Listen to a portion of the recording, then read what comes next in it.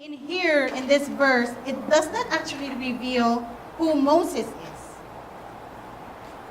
But what it reveals is who is in him. That verse, it just says, I am who I am. And you have to tell them that what I told you, I am, has sent me to you. So it doesn't reveal who Moses is, but who is in him, who is in us. Amen? Amen. In our life, when God calls us, He gives us a choice every day. Either we turn Him on all the time, or we turn Him off when He wakes us up. Snooze button. God, give me 5 more minutes. God, give me 10 more minutes. God, please give me 1 more day. God, it is not yet time. God, I have to pay the bills. God, I have kids to take care of. God, I have families. I have responsibilities. Snooze time, it never ends. The enemy's favorite word is tomorrow. He always tells us, you can do it tomorrow. Tomorrow you can actually read your Bible tomorrow. Tomorrow you can pray for that person. Tomorrow you can connect with everybody else. That is the devil's favorite word. But guess what? God's favorite word is now. Hallelujah. Now. Now. Not in the sense that when we ask a request or a petition and we want it now, not in that sense, but when He calls us, His time is now. Amen. And we wait in God's perfect time. We are the one who needs to wait. When is He gonna call us? God's timing is always and no doubt perfect. Amen? Amen. So turn our Bible on Exodus 4:10. Moses said to the Lord, before there it says, Moses said to the Lord, pardon your servant, Lord. I have never been eloquent, neither in the past nor since you have spoken to your servant. I am slow of speech and tongue.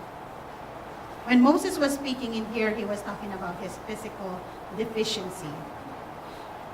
I'm going to share with you guys, this is not in the Bible, but I just wanted to share with you. Based on ancient story about Moses' childhood, Rabbi Baye ben Asher got more specific why Moses stuttered. Moses was unable to pronounce the Z, S, SH, TS sounds. So he explained why.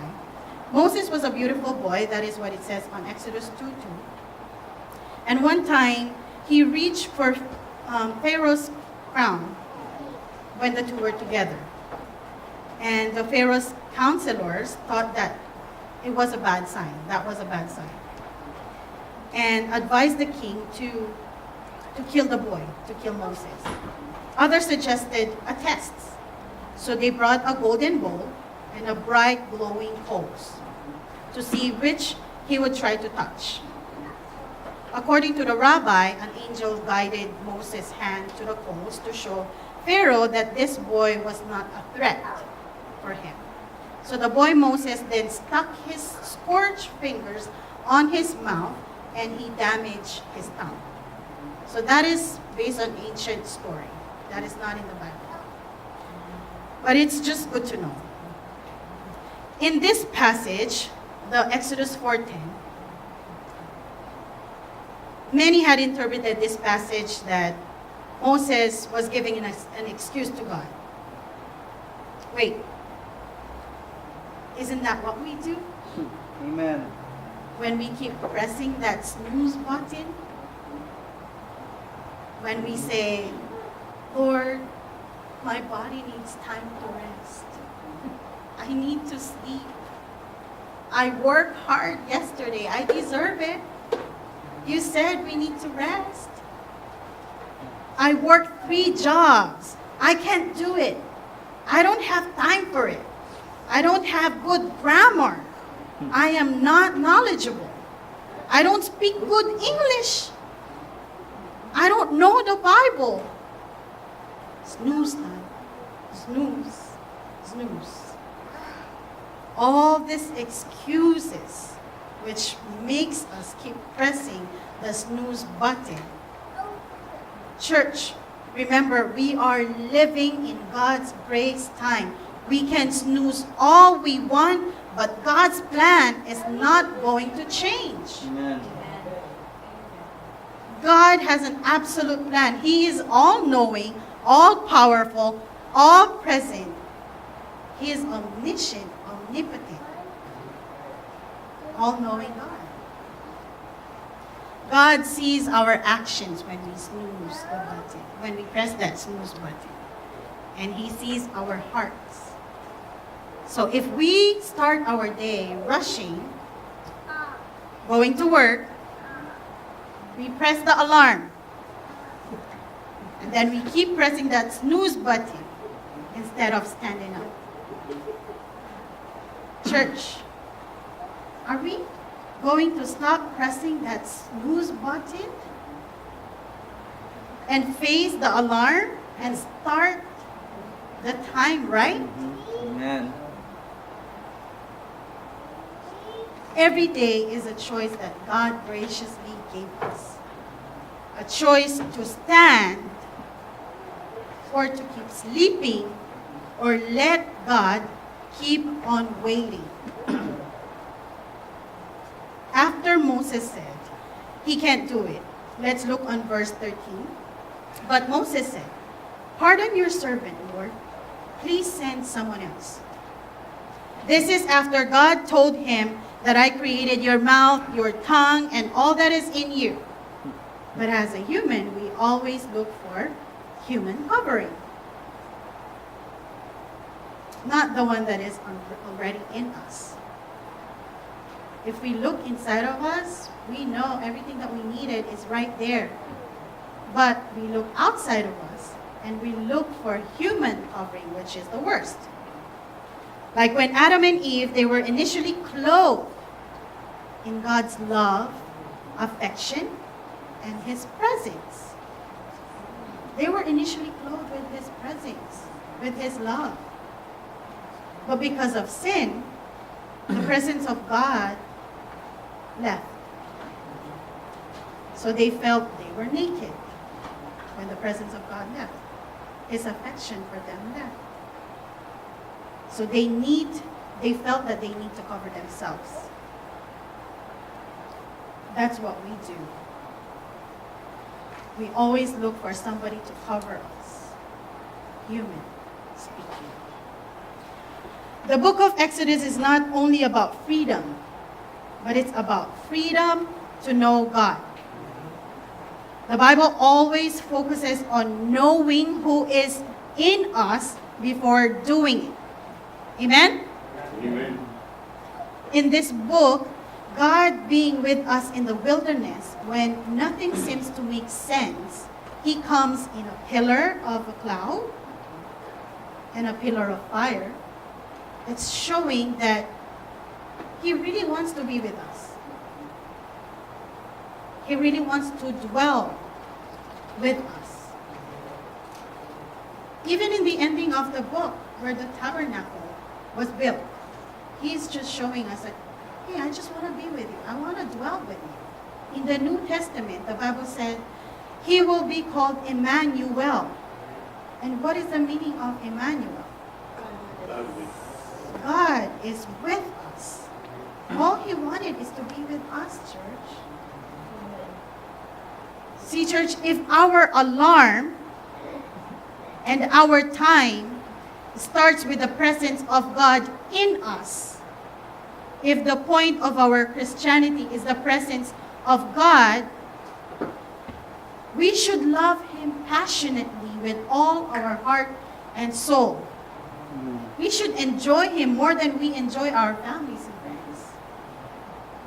Do not be blessed and live apart from the presence of God. Not only the knowing the facts of God, but having His presence inside of us.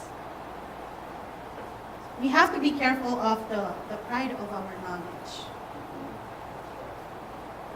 Church, do we still stand and desire God? I heard this from one of the pastors.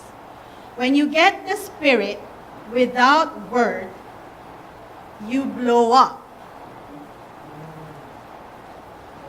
You get the Spirit without the word, which is the Bible, you blow up. Because all you got to do is you're Spirit-filled, but you don't have the word. But when you get the word without the Spirit, you dry up. But when you get the Spirit and the Word together, you grow up. Amen? Amen. So let's go in our last scripture for tonight. Exodus 33, 17 to 18. At this point, the Israelites did what God asked them not to do. Is to have man-made created idols in their life. And they did it. Exodus, well, I wanted to start on verse 15. Let's start on verse 15. Then Moses said to him, if your presence does not go with us, do not send us up from here. How will anyone know that you are pleased with me and with your people unless you go with us? What else will distinguish me and your people from all the other people on the face of the earth? And the Lord said to Moses, I will do the very thing you have asked, because I am pleased with you and I know you by name. Then Moses said, now show me your glory. Moses here said that if you're not going to go with me, if your presence is not going to be with us, we will not go. So church, have we been asking God that question in our daily life? Have we been asking as we pray, when we read the Bible during the day, and before we start the day, that all we wanted all this time and all throughout the day is His presence in our lives, no matter what it is. If people does not see the presence of God in us and in our lives, as soon as that alarm sets off, as we stand, what's the purpose of everything if they don't see His presence in our lives? Tonight's message is actually a process of a Christian walk, a Christ-like walk.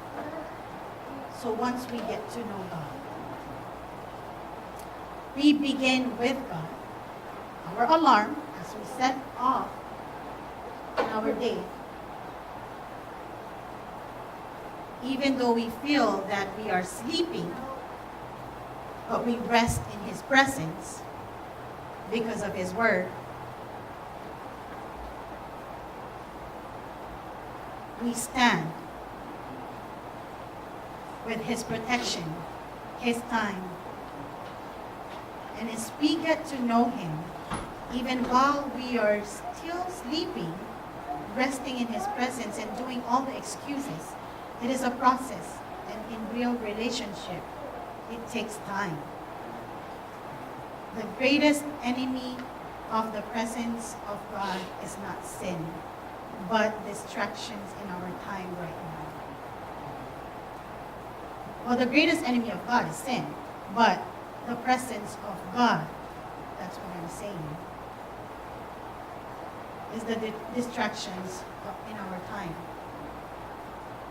Stand up and ask God. Stand up with God and ask Him to show His glory, like how Moses, he asked for God's glory. Now show me your glory, because I didn't want to go anywhere without you. So if we messed up all this time, at least let us end it right. Let us start with God. Amen? Church, set your alarm with God that will lead you to standing up for Him no matter what.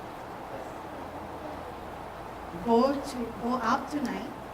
We set our alarm while we are still yet sleeping. Don't keep pressing the snooze button because we're going to run out of excuses. Stand up for God because He's standing up for us. Amen. Thank you for listening. Hallelujah.